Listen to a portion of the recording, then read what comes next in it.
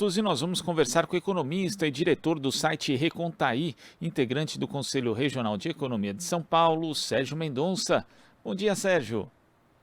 Bom dia, Glauco. Bom dia a todos que acompanham a gente aqui. Sérgio, ontem o Comitê de Política Monetária, o Copom do Banco Central, anunciou mais um aumento na taxa básica de juros da economia brasileira. A chamada taxa Selic subiu meio ponto percentual e chegou a 13,25% ao ano. É a 11ª alta seguida. Como é que você viu mais essa elevação na taxa de juros, Sérgio? Bom, essa elevação era prevista, né, pelo tal do mercado, né, não foi nenhuma surpresa. O que nós temos, de fato, é uma trajetória que de março do ano passado, quando a taxa básica, a Selic, estava em 2%, até junho desse ano, nós tivemos uma elevação de 11,25% na taxa, né? Hoje o Brasil já tem uma das taxas mais altas do mundo, de novo, né? Várias vezes em anos anteriores a gente teve essa taxa, e ela não tem conseguido enfrentar o grande problema da inflação, né? Porque é um choque de oferta que tem a ver com a elevação dos preços dos combustíveis, energia elétrica e outros alimentos, né? Há várias razões. A pandemia foi uma delas, a desorganização das cadeias produtivas, a questão da guerra também tem influência no preço do petróleo, mas nós temos as nossas decisões aqui internas. Então, subir essa taxa de juros, que significa um custo enorme para carregar a dívida pública para o futuro, né? Não é imediato, mas daqui para frente os títulos que são renovados são baseados em taxas muito mais altas, curtas e longas.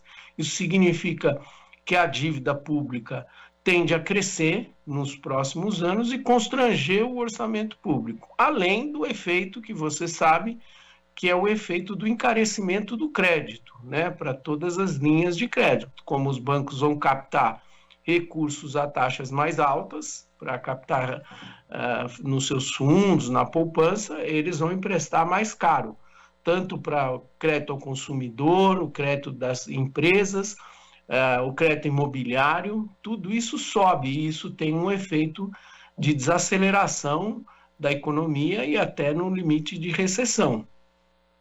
Mais para frente, contratado para o segundo semestre, a economia já está desacelerando e talvez para 2023. Então, não como, vamos dizer assim, usar uma imagem, Glauco, você está atirando com bala de canhão para matar pomba, né? Porque, na verdade, não é que a inflação não seja importante, mas as razões dessa inflação são outras. Não vai ser com essa taxa de juros tão alta.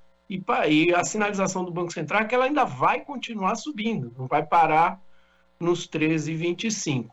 O que essa taxa faz, Glauco, é segurar também a saída de capitais, né?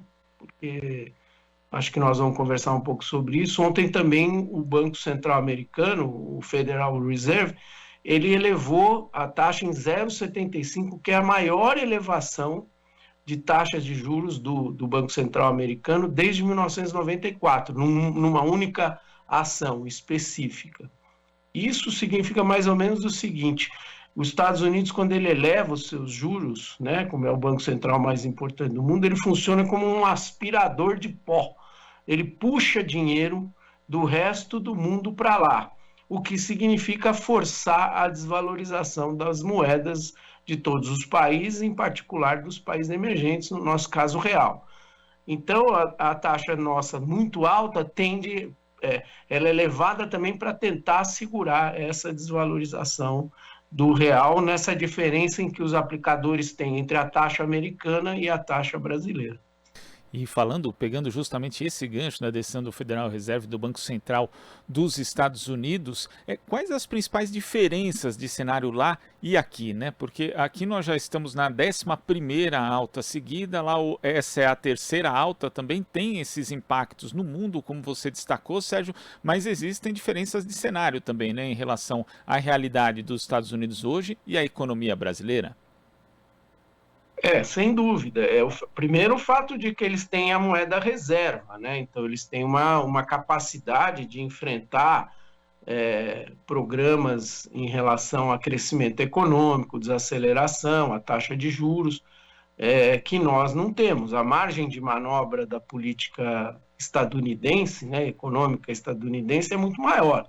Mas eles estão enfrentando um problema sério também. A taxa chegou a 8,6%, a última medição, e é uma taxa que eles não viam há mais de 4 décadas, né? Tanto lá quanto na Europa, em vários países da Europa, e enfrentar essa inflação tão alta pode ser um grande problema também lá para os Estados Unidos. Mesmo se você tirar o que eles calculam de núcleo da inflação, que é quando você retira o efeito de energia, de combustíveis e também de alimentos, a taxa está rodando nos Estados Unidos a 6%. Isso significa que eles provavelmente vão subir os juros muito mais, não equivalente aos nossos aqui, nós falamos em 13, 13,5% aqui, lá eles estão falando em completar o ciclo com 4% no ano que vem, mas isso tem um efeito mundial muito grande, pode ter um efeito, inclusive, sobre uma recessão nos Estados Unidos para conter a inflação. A economia americana ainda está crescendo, menos do que estava, mas está crescendo. E o efeito dos Estados Unidos é que quando os Estados Unidos espirra, né, e faz uma política monetária provavelmente a mais forte que eles farão das últimas décadas, o mundo inteiro pega pneumonia, e particularmente a gente. Por isso que é preciso se proteger aqui. O Brasil tem alguns instrumentos para se proteger, sobretudo as reservas cambiais, mas teria que fazer outras políticas para enfrentar a inflação doméstica, porque o que vai acontecer é que, se você não fizer nada, a pressão vai ser sobre a desvalorização do real. Toda vez que eles sobem os juros dos Estados Unidos, eles pressionam as outras moedas a se desvalorizarem em relação ao dólar, e o real é uma delas. Agora, além da desvalorização, essa projeção, inclusive, de que os Estados Unidos pode continuar subindo a sua taxa de juros, pode acabar provocando um aumento ainda maior aqui no Brasil também da taxa Selic, ainda mais tendo em vista que a inflação ela tem dado sinais de que refria muito pouco mesmo com a elevação da taxa Selic, Sérgio? Pode sim, porque a pressão haverá sobre o câmbio no Brasil, né? Enquanto os investidores calcularem, que isso é cálculo, eles fazem contas, que a diferença, né, do cupom cambial entre o 13,25 e o 2, que está lá, nem 2 ainda, 1,75 nos Estados Unidos, e mais os riscos dessa movimentação de capitais valerem a pena, eles não fogem daqui. Eles não saem daqui, mas à medida em que a taxa de juros subir, a taxa básica lá nos Estados Unidos subir, vai haver uma pressão para desvalorização do câmbio no Brasil.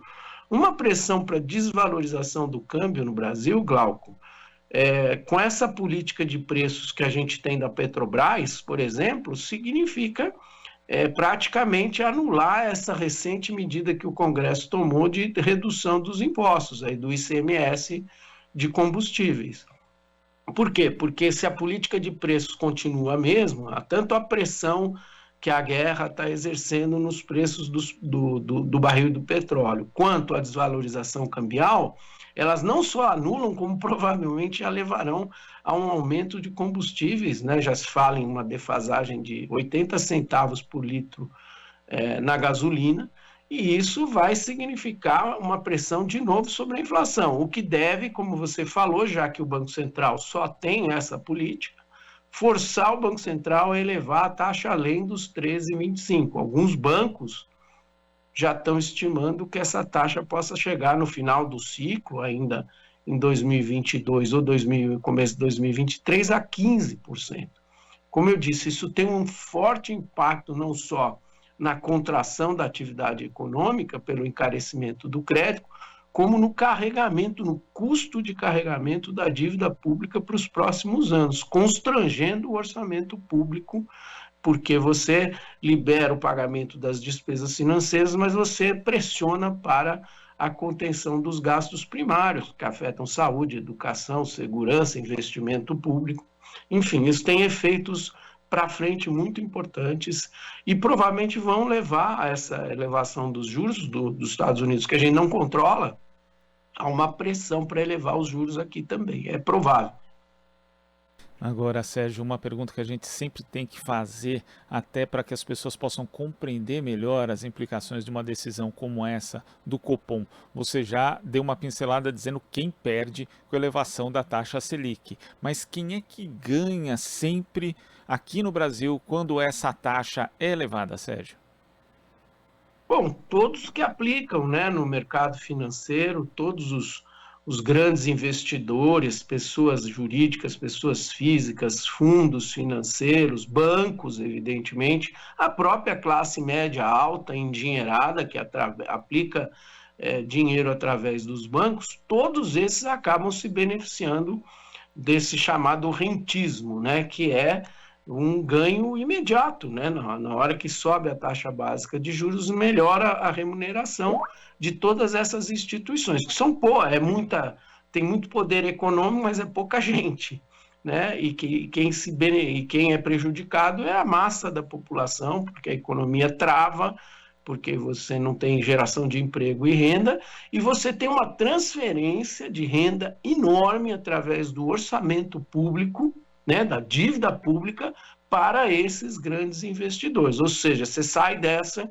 concentrando renda e piorando a desigualdade econômica no Brasil. Enfim, é um modelo muito perverso. Estamos voltando a ele. Nós tínhamos saído um pouco, até como eu disse no início do ano passado, quando a taxa chegou a 2%, mas voltamos com muita rapidez a ele. Em 1 ano e 3 meses, nós já estamos aí entre os países com as maiores taxas básicas de juros do mundo. É uma transferência de renda muito grande e rápida para quem tem dinheiro, para os grandes investidores econômicos, para os atores econômicos que têm mais poder econômico, empresas, bancos, fundos e também pessoas físicas, né? Sérgio, queria agradecer a sua participação aqui no Jornal Brasil Atual de hoje. Muito obrigado, até a próxima. Obrigado, Glauco. Bom dia a todos. Um abraço para você. Bom dia, abraço. Conversamos aqui com o economista, diretor do site Recontaí, integrante do Conselho Regional de Economia de São Paulo, Sérgio Mendonça. Você está ouvindo Jornal Brasil Atual. As notícias que os outros não dão.